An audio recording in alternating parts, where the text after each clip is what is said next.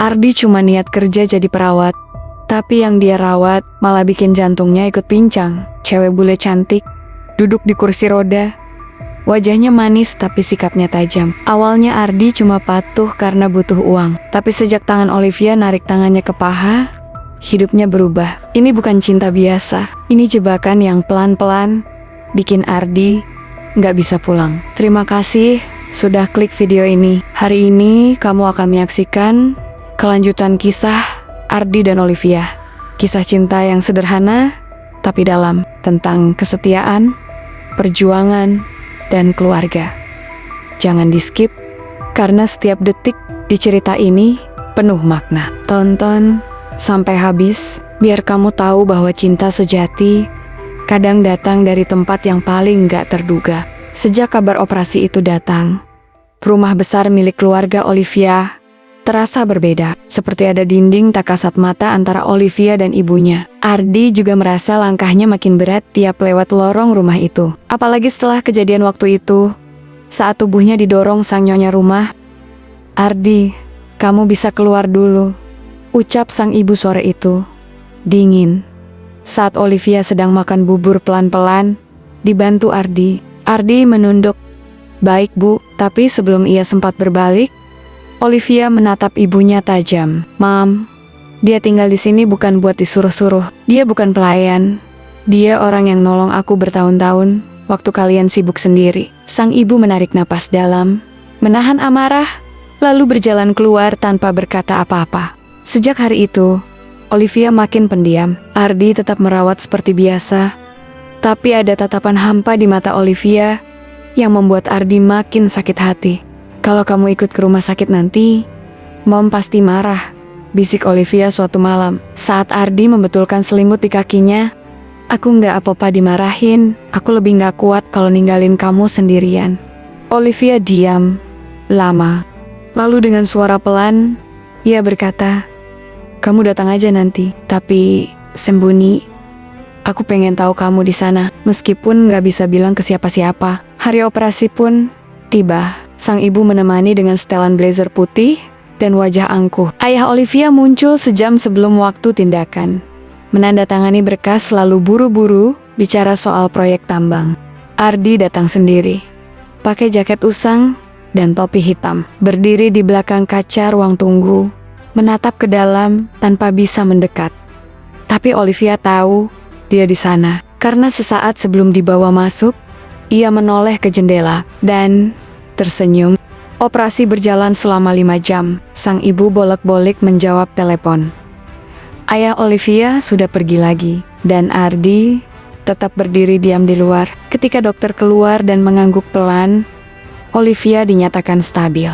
Tapi belum ada yang tahu siapa yang menaruh selimut hangat di kaki Olivia malam itu saat ia menggigil. Siapa yang menyiapkan botol air minum dengan tempelan kertas kecil bertuliskan, "Kamu kuat, aku tunggu kamu di taman." Bukan ibunya, bukan perawat rumah sakit, tapi seseorang yang tak diundang, tapi selalu dikenang. Hari-hari setelah operasi itu terasa hampa buat Ardi.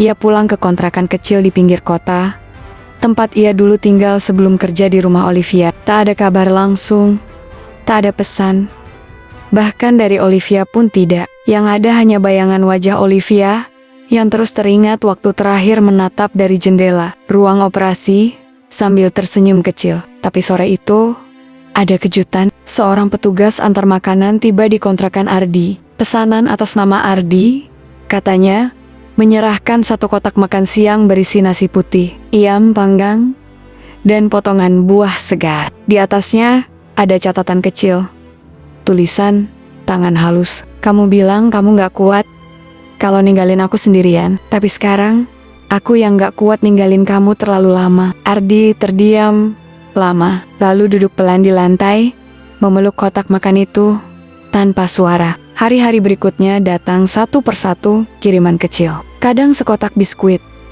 kadang selembar foto taman. Semuanya tanpa nama, tapi Ardi tahu, hatinya tahu. Sampai suatu pagi, ponselnya berdering. Nomor tak dikenal. "Ardi," ucap Olivia. Ardi langsung kaget. "Olivia, Suara di ujung sana lemah tapi jelas. Kaki kiriku udah bisa digerakin dikit. Terapi tiap hari, capek banget. Tapi aku semangat karena kamu. Ardi menggenggam ponsel lebih erat. Aku pengen ke sana, tapi pasti dilarang. Kamu bisa nyamar jadi tukang kebun kayak dulu. Yang penting aku lihat kamu, walau cuma dari jauh. Dan hari itu Ardi kembali ke rumah besar itu, tak lewat pintu utama, tapi dari belakang, pakai baju lusuh dan topi petani. Ia bawa alat semprot air dan mulai menyiram tanaman di taman, pura-pura jadi tukang baru. Tapi Olivia tahu, dari jendela lantai 2, ia melihat lelaki yang tak pernah pergi dari hatinya. Dari jendela itu, Olivia menulis lagi, "Kamu bukan cuma tukang rawat, kamu rumah buat hati yang selama ini sepi." Sore itu, langit mendung menggantung di atas rumah keluarga Olivia. Angin dingin membawa aroma hujan, tapi di taman belakang, Ardi tetap menyiram bunga sambil menunduk. Topi lusuh menutupi sebagian wajahnya, tapi sorot matanya tak pernah lepas dari jendela lantai 2, tempat Olivia biasa menunggu. "Ardi, kamu yakin gak ketahuan?" tanya salah satu pekerja rumah yang kenal Ardi. Diam-diam, "Belum.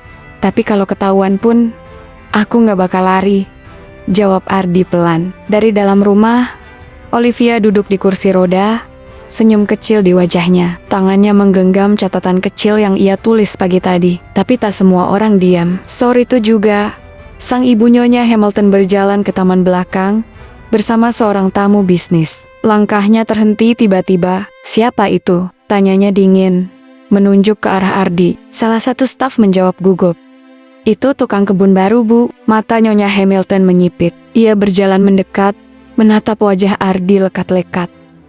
"Kamu pikir saya nggak kenal kamu? Ini rumah saya. Kamu bukan bagian dari rumah ini lagi." Ardi menunduk, tapi tak bergerak. Olivia muncul dari pintu belakang, memanggil pelan, "Mam, hentikan." Sang ibu menoleh tajam.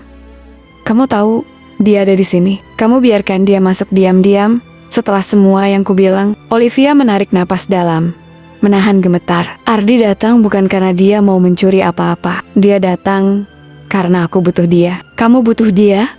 Untuk apa?"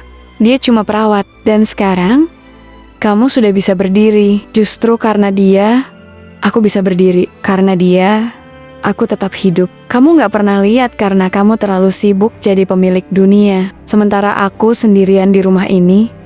Suara Olivia mulai naik, tangannya gemetar. Sang ibu menatap putrinya lama, lalu berbalik ke Ardi. "Pergi sekarang, atau saya panggil pengacara." Ardi membuka mulut, tapi Olivia lebih dulu menjawab, "Kalau dia pergi, aku ikut." Suasana hening seketika. Semua pekerja rumah terdiam. Hujan mulai turun pelan. Rintik-rintik kecil membasahi bahu Ardi, tapi ia tak bergerak.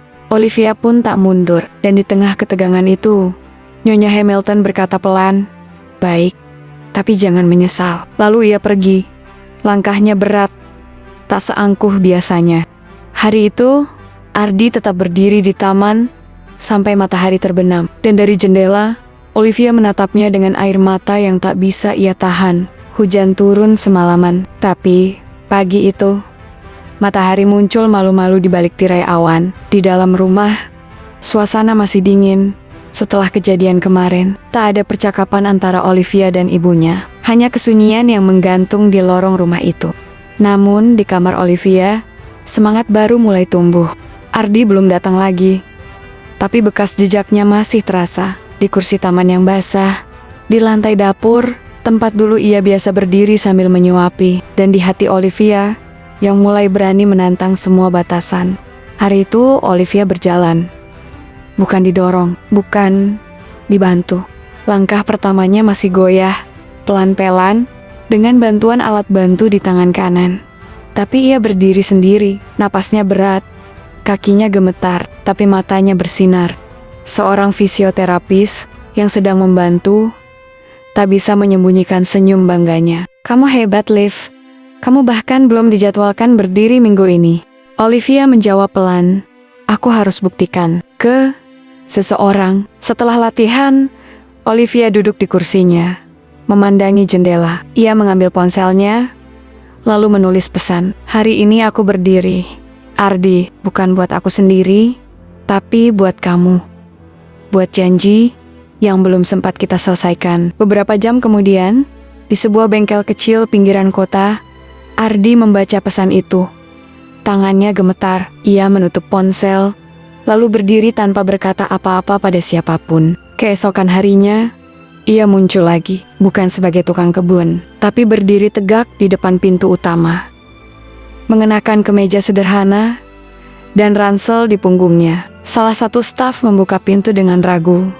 Ardi, kamu yakin? Ardi mengangguk. Aku gak nyelinap lagi. Kalau mereka mau usir, aku siap. Tapi, aku mau bicara. Olivia mendengar dari atas. Ia tak menunggu. Dengan susah payah, ia berdiri dari kursi roda, menopang diri pada dinding, lalu berjalan perlahan, menuruni tangga satu demi satu. Ibunya muncul dari ruang kerja, dan matanya membelalak saat melihat Olivia turun sendiri. Olivia, kamu? Aku jalan, Mom. Dan aku mau ke pintu, bukan buat keluar dari rumah ini, tapi buat menyambut Ardi.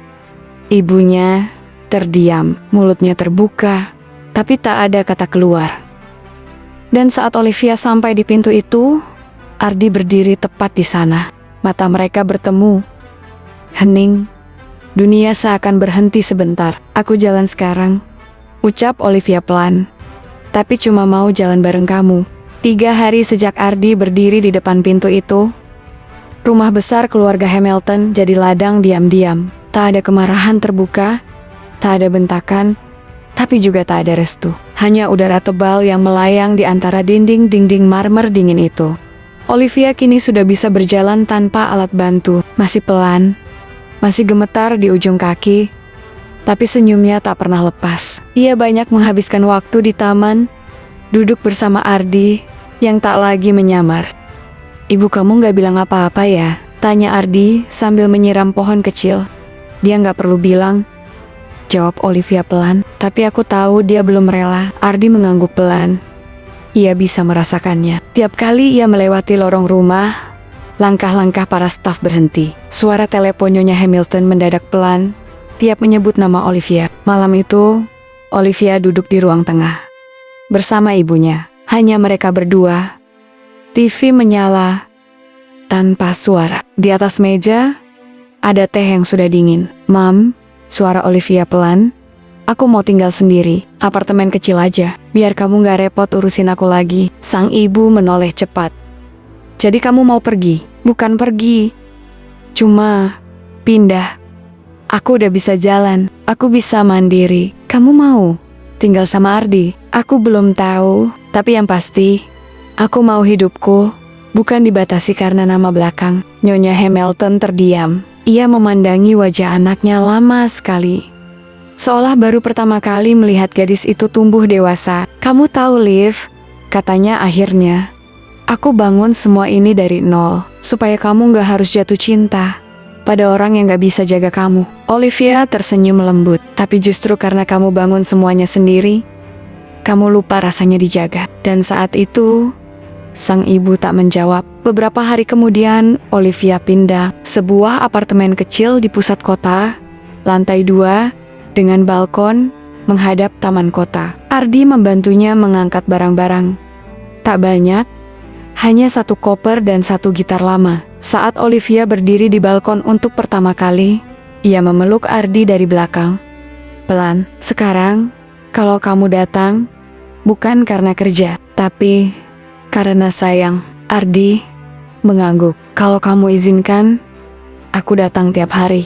Sudah hampir sebulan, Olivia tinggal di apartemen barunya. Ruangan kecil itu kini hangat dengan tawa dan suara cangkir beradu. Sesekali Ardi datang membawa makanan, kadang hanya duduk berdua di balkon, membicarakan bunga yang mulai mekar di taman kota. Tapi di rumah besar keluarga Hamilton, badai masih menyala. Suatu malam, Nyonya Hamilton datang ke apartemen Olivia tanpa pemberitahuan. Ardi yang sedang memotong buah membukakan pintu. Ibu Olivia, Ardi kaget, berdiri tegak. Panggil Olivia. Sekarang, tak lama, Olivia muncul dengan piyama tipis dan wajah keheranan. "Mam, kamu belum pernah datang ke sini. Aku sudah cukup diam," potong sang ibu. "Kamu mungkin merasa sudah dewasa, tapi jangan lupa, siapa kamu? Keluarga ini punya reputasi, punya tanggung jawab. Kamu tidak bisa memilih hidup dengan seseorang yang tak selevel." Olivia menatap ibunya lama. "Kalau kamu datang untuk ajak aku pulang." "Maaf, aku nggak pulang," jawabnya datar. "Kalau kamu pilih dia, kamu kehilangan warisanmu, perusahaan, aset, nama keluarga, semua." Ardi menunduk. "Saya nggak butuh semua itu, Bu. Saya cuma mau jagain Olivia." Nyonya Hamilton menatap tajam. "Itu justru masalahnya. Kamu nggak butuh, karena kamu nggak punya apa-apa." Olivia menarik napas panjang, menahan air mata. "Mom, aku lebih takut kehilangan orang yang bikin aku merasa cukup daripada kehilangan semua yang bikin aku merasa sendirian." Dan di tengah kalimat itu, telepon Nyonya Hamilton berdering. Suara di ujung sana panik. Ia membeku, lalu perlahan menurunkan ponselnya. Itu dari rumah sakit. Suaranya lirih. "Ayahmu, dia terkena stroke." Waktu berhenti sejenak. Tanpa bicara, Olivia langsung mengambil jaket, menatap Ardi. "Kita harus ke sana." Ardi hanya mengangguk. Dalam perjalanan ke rumah sakit, tak ada yang bicara. Tapi saat mereka sampai, tubuh besar ayah Olivia terbaring lemah. Wajah yang dulu kuat, sekarang pucat. Tangan yang dulu menggenggam setir tambang, kini menggenggam udara kosong. Dokter berkata, stroke-nya cukup parah.